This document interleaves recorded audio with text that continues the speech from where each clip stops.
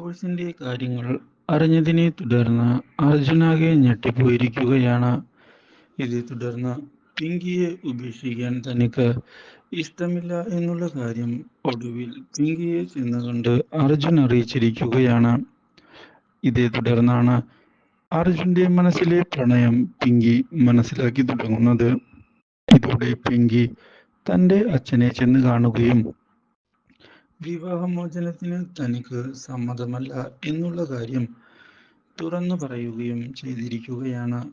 അപ്രതീക്ഷിതമായ ഈ സംഭവം ഞെട്ടിച്ചു കളഞ്ഞിരിക്കുകയാണ് നമ്മുടെ പിങ്കിയുടെ അച്ഛനെ.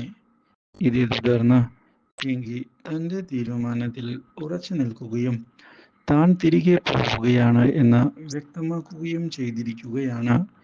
പിങ്കിയെ തടയാൻ സാധിക്കുകയില്ല എന്നുള്ള കാര്യം ഇതേ തുടർന്ന് പിങ്കിയുടെ അച്ഛൻ മനസ്സിലാക്കുകയും ചെയ്യുന്നു. ഇതേ തുടർന്ന് വീണ്ടും പിങ്കി അർജുന്റെ ജീവിതത്തിലേക്ക് മടങ്ങിയെത്തിയിരിക്കുകയാണ്.